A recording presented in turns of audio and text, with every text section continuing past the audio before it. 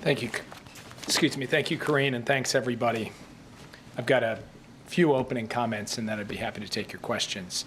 Earlier today, President Biden spoke with Prime Minister Netanyahu, as you all have heard. The two leaders discussed the latest developments in Israel and Gaza, and they spoke about the state of Israel's military operations. The president emphasized his bone-deep commitment to ensuring the long-term security of Israel, and he affirmed, as he did in the State of the Union, that Israel has a right to go after Hamas, the perpetrators of the worst massacre of the Jewish people since the Holocaust. Israel has made significant progress against Hamas. They've broken a significant number of Hamas battalions, killed thousands of Hamas fighters, including senior commanders. Hamas's number 3, Marwan Issa, was killed in an Israeli operation last week. The rest of the top leaders are in hiding, likely deep in the Hamas tunnel network. And justice will come for them too, and we are helping to ensure that. At the same time, more innocent civilians have died in this conflict, in this military operation, than in all of the wars in Gaza combined, including thousands of children. A humanitarian crisis has descended across Gaza, and anarchy reigns in areas that Israel's military has cleared but not stabilized. When the president visited Israel on October 18th, the first U.S. president to make a wartime visit to Israel, I might add, he said both privately and publicly that the United States has learned a vital lesson over the course of several wars. A military plan cannot succeed without an integrated humanitarian plan and political plan. And the president has repeatedly made the point that continuing military operations need to be connected to a clear strategic endgame. The president told the prime minister again today that we share the goal of defeating Hamas, but we just believe you need a coherent and sustainable strategy to make that happen.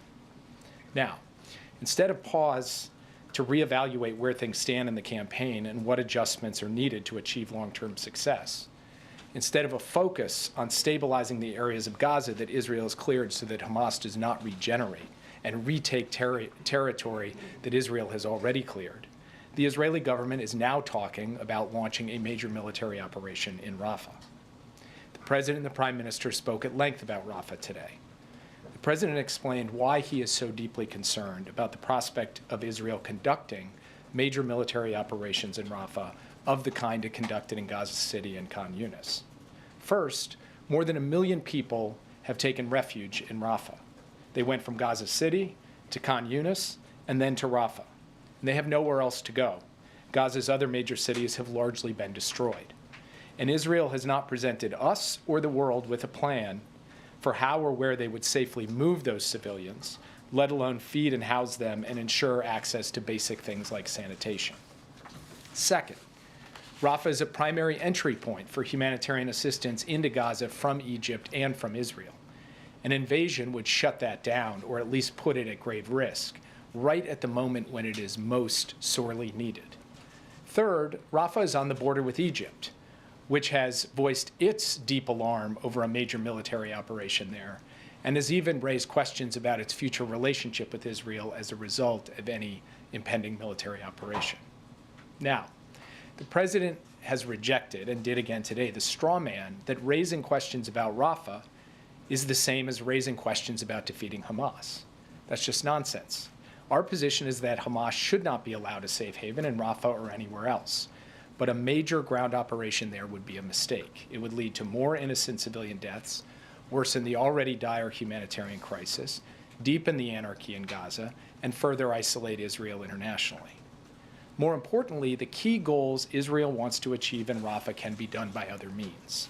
On the call today, President Biden asked the Prime Minister to send a senior interagency team composed of military, intelligence, and humanitarian officials to Washington in the coming days to hear U.S. concerns about Israel's current Rafah planning and to lay out an alternative approach that would target key Hamas elements in Rafah and secure the Egypt-Gaza border without a major ground invasion.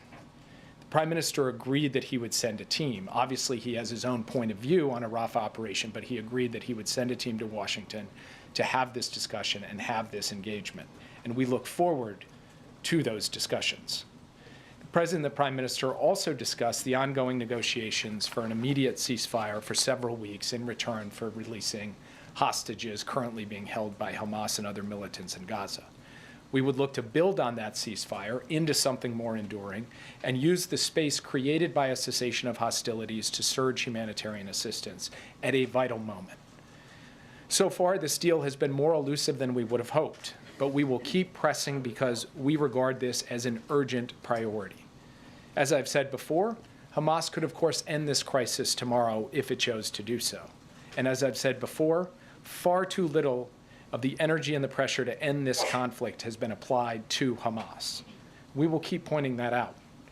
The President and the Prime Minister agreed to stay in close touch in the days and weeks ahead on all of these issues, and of course, their teams are in daily contact on every element of this crisis, as well as the other threats that Israel faces from around the region and the shared threats that the United States, Israel, and others of our allies and partners face from Iran and its proxy forces across the Middle East. And with that, I'd be happy to take your questions. Yeah.